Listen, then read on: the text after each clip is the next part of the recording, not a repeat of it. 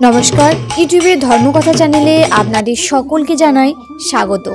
আজকে আমরা আলোচনা করতে চলেছি অনন্ত কোটি ব্রহ্মাণ্ড সম্পর্কে। যারা এখনও চ্যানেলটি সাবস্ক্রাইব করেননি তারা অবশ্যই চ্যানেলটি সাবস্ক্রাইব করে পাশে থাকুন। অনন্ত কোটি ব্রহ্মাণ্ড সম্পর্কে কিছু তথ্য। পরমেশ্বর ভগবানের সৃষ্ট অনন্ত কোটি ব্রহ্মাণ্ডের মধ্যে আমরা এক ক্ষুদ্রতম গ্রহ নক্ষত্রে বেষ্টিত একটা ব্রহ্মাণ্ডের জীব, কিন্তু আমাদের পরম সৌভাগ্য যে এই ব্রহ্মাণ্ডই ভগবৎ সেবার উপযোগী। এই প্রসঙ্গে ব্রহ্মবৈবর্ত পুরাণের একটা আখ্যান সুধী ভক্তদের কাছে শোনানোর চেষ্টা করছি। একবার এই ব্রহ্মাণ্ডের সৃষ্টিকর্তা চতুর্মুখ ব্রহ্মা দ্বারকা এসেছেন দ্বারকাধীশ ভগবান শ্রীকৃষ্ণের সাথে সাক্ষাৎ লাভের জন্য। দ্বারপাল যখন ভগবান শ্রীকৃষ্ণকে ব্রহ্মার আগমনের কথা জানালেন, তখন শ্রীকৃষ্ণ বললেন, কোন ব্রহ্মার সাক্ষাৎ প্রার্থী? তখন দ্বারকারক্ষী ব্রহ্মাকে সেই কথা জিজ্ঞাসা করলেন, আপনি কোন ব্রহ্মা? ব্রহ্মাজি বিস্ময়ান্বিত হলেন এবং ভাবলেন, আমি ছাড়া আবার দ্বিতীয় কোনো ব্রহ্মা আছে নাকি? অগত্যা ব্রহ্মা দ্বারপালকে বললেন, বলুন, চতুর্শনের পিতা চতুর্মুখ ব্রহ্মা সাক্ষাৎ প্রার্থী। দ্বারপালের নিকট সেই কথা শুনে ভগবান শ্রীকৃষ্ণ ব্রহ্মাকে ভিতরে আসতে বললেন। চতুর্মুখ ব্রহ্মা প্রাসাদের অভ্যন্তরে প্রবেশ করে ভগবান শ্রীকৃষ্ণকে প্রণাম নিবেদন করলেন।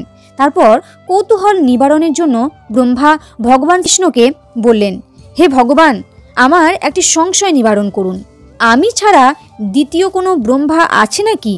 সে মুহূর্তে ভগবান শ্রীকৃষ্ণের অচিন্ত শক্তির প্রভাবে অনন্ত কোটি ব্রহ্মাণ্ডের ব্রহ্মারা একে একে আসতে শুরু করলেন।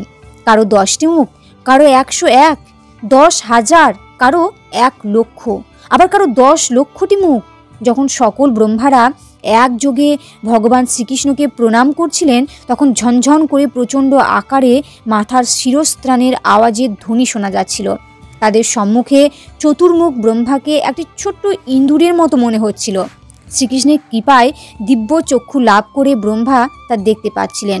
সকল ব্রহ্মারা যখন অদৃশ্য হয়ে গেলেন, তখন অনন্ত কোটি ব্রহ্মাণ্ডের ইন্দ্ররা একে একে আসতে আরম্ভ করলেন। তখন চতুর্মুখ ব্রহ্মার সংশয় একেবারে দূরীভূত হলো। এমতো অবস্থায় ব্রহ্মা হৃদয়ঙ্গম করতে পারলেন না। হৃদয়ঙ্গম করতে পারলেন যে এই ব্রহ্মাণ্ডটি অনন্ত কোটি ব্রহ্মাণ্ডের তুলনায় সবচেয়ে ক্ষুদ্রতম এবং তিনি হচ্ছেন সবচেয়ে ক্ষুদ্রতম ব্রহ্মা। চতুর্মুখ ব্রহ্মা শ্রীকৃষ্ণকে বললেন, প্রভু, আমার ব্রহ্মাণ্ডের বিশেষত্ব কি?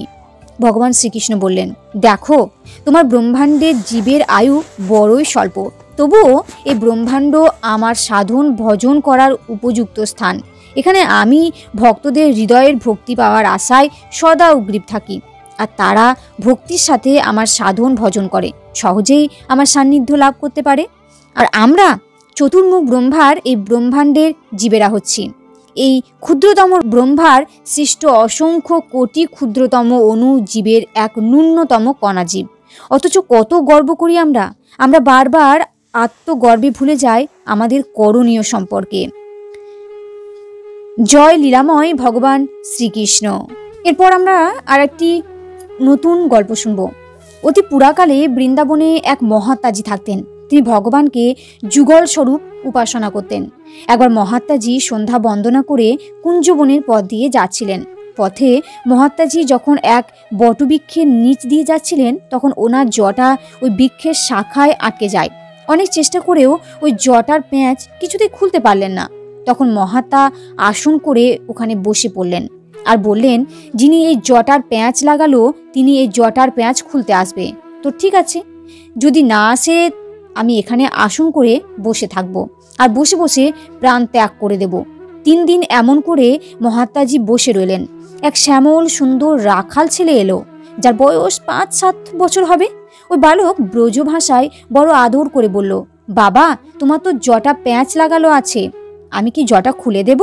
এ কথা বলে যেই সে বালক জটা খোলার জন্য এগিয়ে এলো, মহাত্মাজি বললেন, হাত লাগাবে না, পিছনে যাও। কে তুমি? রাখাল ছেলেটি বলল, আরে আমি তো গরু চড়াই, এখন গরু চড়াতে যাচ্ছিলাম। আমি দেখলাম মহাত্মাজি আপনাকে, দেখলাম আপনার জটা এখানে আটকে গেল, তাই আমি ভাবলাম গিয়ে এই জটার প্যাঁচ খুলে দিই। মহাত্মাজি বললেন, না না না, দূরে সরে যাও। রাখাল বালক বলল, কেন, কি হলো? মহাত্মাজি বললেন, যে জটা গাছের সাথে জড়িয়েছে সে এসেই এই প্যাঁচ খুলবে, তা না হলে এখানে বসে আমি গোবিন্দের নাম নিয়ে প্রাণ দিয়ে দেব। রাখাল ছেলে বলল, আরে মহাত্মাজি, যে এই কাজটা করেছে তার নামটা তো বলুন, ওকে আমি খুঁজে ডেকে নিয়ে আসি। মহাত্মাজি বললেন, আরে যে এই কাজ করেছে সে আপনি এসে যাবে, ডাকতে হবে না, তুমি যাও, আমি নাম বলবো না। কিছু সময় ধরে রাখাল বালক মহাত্মাজিকে বোঝাতে চেষ্টা করলো, কিন্তু যখন দেখলো মহাত্মাজি তার কথা শুনছেন না, তখন রাখাল বেশ পরিবর্তন করে মুরালি বাজতে বাজতে হাসতে হাসতে ভগবান বাঁকে বিহারী রূপে প্রকট হলেন। শ্যামল বরণ শ্যামসুন্দর বললেন, মহাত্মাজি, আমি তো এই জটার প্যাঁচ লাগালাম, আমি তো এসে গেলাম, এখন জটা খুলে দিই। এ বলে মদন মোহন হাত বাড়ালেন। মহাত্মাজি বললেন, হাত দিও না, পিছনে যাও, প্রথমে বলো তুমি কোন কৃষ্ণ। মহাত্মাজির কথা শুনে আমার শ্যামসুন্দর চিন্তায় পড়ে গেলেন। বললেন, কৃষ্ণ কি 10-5টা হয় নাকি? মহাত্মাজি বললেন, বলো না তুমি কোন কৃষ্ণ। শ্যামসুন্দর বললেন, কোন কৃষ্ণ এর মানে কি? মহাত্মাজি বললেন, দেখো, কৃষ্ণ অনেক প্রকারের আছে। এক আছে দেবকীনন্দন কৃষ্ণ, এক আছে যশোদানন্দন কৃষ্ণ, এক আছে দ্বারকাধীশ কৃষ্ণ, এক আছে নিত্য নিকুঞ্জ বিহারী কৃষ্ণ। শ্যামসুন্দর বললেন, আপনি কোন কৃষ্ণকে ভালোবাসেন?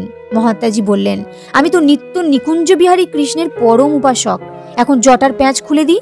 এই বলে যখন শ্যামসুন্দর জটার প্যাঁচ খুলতে এগিয়ে গেলেন, মহাত্মাজি বলে উঠলেন, না, হাত দেবে না, পিছনে যাও। বা তুমি নিত্য নিকুঞ্জ কৃষ্ণ? আরে নিত্য নিকুঞ্জ বিহারী কৃষ্ণ তো আমার কিশোরীজি, আমার স্বামিনী, আমার শ্রী রাধারানীকে বিনা এক মুহূর্তও থাকতে পারে না, কিন্তু তুমি বিহারীজি একা একলা হয়ে দাঁড়িয়ে আছো। মহাত্মাজি এই কথা বলার সঙ্গে সঙ্গে শ্যামের কাঁধের উপর শ্রীজি রাধারানীর মুখ দেখতে পেলেন। আকাশে বিজলির চমক আর সাক্ষাৎ বৃষভানু রাজনন্দিনী, বৃন্দাবনেশ্বরী, রাসেশ্বরী, শ্রী হরিদাসেশ্বরী, শ্রীমতী ঠাকুরানী, কৃপাময়ী স্বামিনী শ্রী রাধারানী নিজে প্রিয়তম শ্যামের পাশে এসে মহাত্মাকে সাক্ষাৎ দর্শন করলেন আর বললেন, বাবাজি, আমি কি আলাদা নাকি স্বামীর থেকে?